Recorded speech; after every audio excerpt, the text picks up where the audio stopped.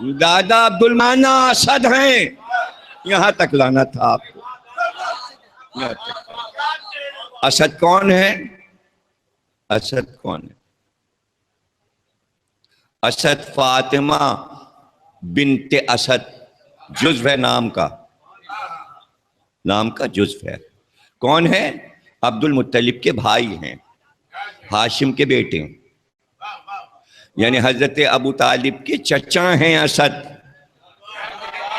یعنی ابو طالب کی شادی چچا کی بیٹی سے ہوئی ہے. عبد المطلب اور اسد بھائی بھائی، سگے نہیں ہیں، مائیں الگ ہیں. اس لیے کہ عبد المطلب اپنی ماں سے تنہا بیٹے تھے. جناب ہاشم کی پہلی زوجہ سے 3 بیٹے تھے، 3 بیٹے تھے، جس میں ایک مطلب ہیں، ایک سیفی ہیں اور ایک اسد ہیں.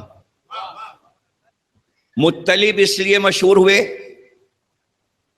کہ انہوں نے عبد المطلب کو پالا. وہ تو اس لیے مشہور ہو گئے جناب کہ جناب ہاشم کے انتقال کے بعد انہوں نے پالا. تو وہ عبد مطلب، یعنی ان کا نام بھی زندہ رہ گیا اس طرح کہ جس نے ان کو پالا اس کا نام اس کا جز بن گیا. مطلب کا عبد، جسے مطلب نے پالا، اس لیے وہ عبد مطلب ہو گئے. تو مطلب جا کے مدینے سے لے آئے تھے جب چھوٹے سے تھے حضرت عبد المطلب. اسد جن کی بیٹی ہیں فاطمہ، اور تنہا ایک ہی بیٹی ہیں، اس لیے کہ حضرت علی کی نہ کوئی خالہ ہے نہ ماموں. کہتے ہیں کہ ایک بھائی بھی تھا، اس کا نام حنین تھا، لیکن شاید بچپن میں اس کا انتقال ہو گیا. شجرے میں نام لکھا جاتا ہے اس کا، لیکن یہ تنہا بیٹی ہیں اپنے باپ کی. بیٹی ایسی ہو جو باپ کے نام کو زندہ رکھے. اب جملہ لے لو، وہ بیٹی فاطمہ ہی ہو سکتی ہے، وہ چاہے رسول اللہ کی بیٹی فاطمہ ہو یا اسد کی بیٹی فاطمہ ہو.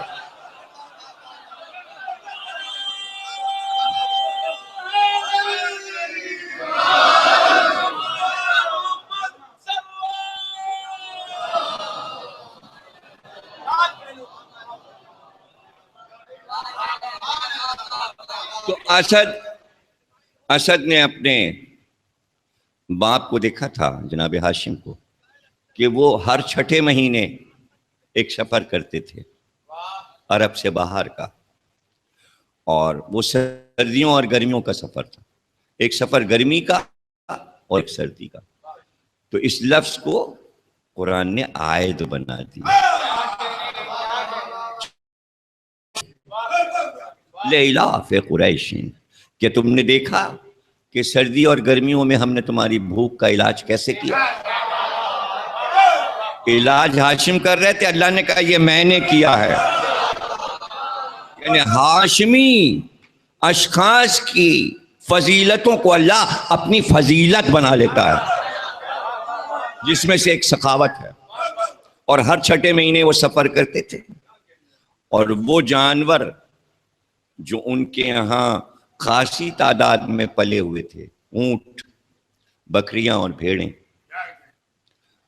ان کی جو قربانیاں ہوتی تو ان کی کھالوں کو حج کے زمانے میں وہ تیار کرواتے. سکھانے کے بعد جب وہ کھالیں تیار ہو جاتی تو وہ چمڑا بن جاتا تھا.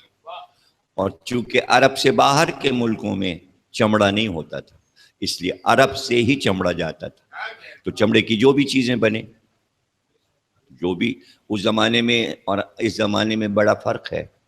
آپ کے لیے تو جوتے، چپل اور سوٹ کیس، بیگ، یہ سب چیزیں چمڑے کی ہوتی ہیں، لیکن اس زمانے میں بستر بھی چمڑے کے ہوتے تھے. بچھانے کے فرش بھی چمڑے کے ہوتے تھے. پھر سب سے بڑھ کے پیاس، مشکوں کے بغیر پانی نصیب نہیں ہوتا تھا. آج تو پائپ لائن ہے، تو ہزاروں لاکھوں مشکوں کی ضرورت ہوتی کنویں اور دریا سے پانی لانے کے لیے. تو مشکیں بھی بنتی تھیں انہی چمڑوں کی. اور وہاں تو پانی کی پریشانی تھی ہی، شام اور عراق میں، فلسطین میں، مصر میں. تو کتنا ضرورت من تھا ان چیزوں کا. تو خاصی اچھی قیمت میں یہ کھالیں بک جاتی تھیں. پھر اس کے بعد دوسرا جو مال تھا بزنس کا جو ہاشم لے جاتے تھے، کہ انہی جانوروں سے جو سینگیں ہوتی تھیں اس کی بھی چیزیں بنتی تھی، جیسے کنگھی، سرکا، کنگھا، کنگھی اور چیزیں بہت سی سینگوں سے بنا کرتی تھی. پھر اس کے بعد جو ہرن ہوتے تھے عرب میں، تو اس کا جو مشک ہوتا تھا وہ نکال لیا جاتا تھا، اور ہرن کا مشک جو تھا وہ بھی غیر ممالک میں جناب ہاشم کے تجارتی قافلوں میں مصر وغیرہ میں بک جاتا تھا، فلسطین میں، شام میں. تو فلسطین جاتے تھے، شام جاتے تھے، مصر جاتے تھے، اور مدینے سے ہو کے جاتے تھے. اس لیے کہ راستے میں مکے سے جب باہر کی طرف جائیں گے تو بیچ میں مدینہ پڑتا تھا، اور مدینے سے ہو کے آگے بڑھا جاتا، گھر میں جایا جاتا تھا. مثلا جیسے امام حسین السلام مدینے سے مکے چلے گئے تھے، تو مکے سے راستہ نہیں جاتا کوئی عراق کی طرف، بلکہ جب آپ نے عراق کا ارادہ کیا تو مکے سے چلے اور مدینے سے گزرتے ہوئے عراق کی طرف گئے. پھر واپسی ہوئی، مدینے شہر میں نہیں آئے بلکہ شاہراہ سے مدینے کے سامنے سے گزرتے ہوئے گئے، اس لیے کہ راستہ وہی تھا عراق جانے. یہ سب جغرافی کے مسائل ہیں، یہ جغرافیہ ہے، یہ سبجیکٹ الگ ہے، لیکن یہ چیزیں آ جاتی ہیں ان سارے علوم کے درمیان میں. یہ بھی ذہن میں رکھنا ضروری ہے. تو چونکہ مدینے سے ہو کے جایا جاتا تھا، اس لیے آخری سفر جو جناب ہاشم نے کیا تو قیام کیا آپ نے. اور مدینے میں ہی جب آپ پہنچے اور وہاں آرام کرنے کے لیے لیٹے تو خواب دیکھا. یعنی اس زمانے میں وحی کی صورت خواب کی ہوا کرتی تھی، اور جناب ابراہیم کے دور سے یہ بات طے ہو گئی تھی کہ اللہ جب بھی وحی کرے گا تو خواب دکھائے گا. ابراہیم کو بھی اللہ نے خواب دکھایا تھا قربانی کا، جس کو قرآن نے وحی کہا ہے. تو جناب ہاشم کو یہ بشارت ہوئی سوتے میں کہ مدینے کے سردار کی بیٹی سلمہ سے تم شادی کرو، اور جب تک تم یہ شادی نہیں کرو گے پیغمبر آخر کا نور تمہاری پیشانی سے الگ نہیں ہوگا. تو 3 بیٹوں کے ہو جانے کے باوجود ابھی تک ہاشم کی پیشانی پہ نور چمک رہا تھا، جو سرکار دو عالم کا نور تھا.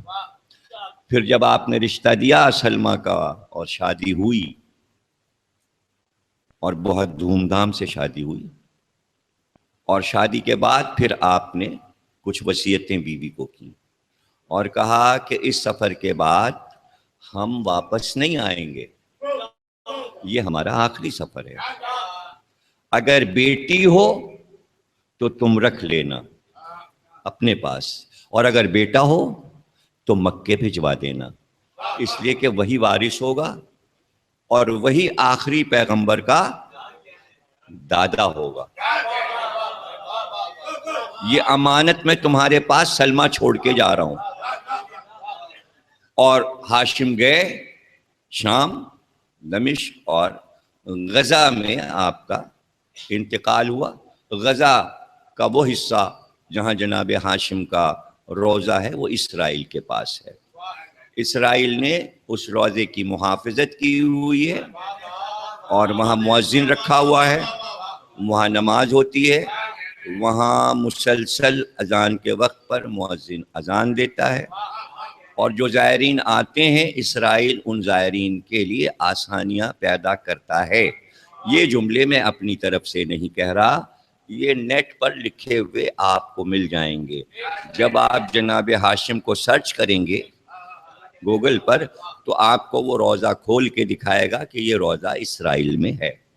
2 زیارتیں اسرائیل میں ہماری ہیں، ایک جناب ہاشم کا روضہ اور ایک رسول حسین، یہاں سر حسین رکھا گیا. جب غزہ میں سر پہنچا تو جہاں پہ سر رکھا گیا تھا جس پتھر پہ، وہ حصہ روضہ اسرائیل میں.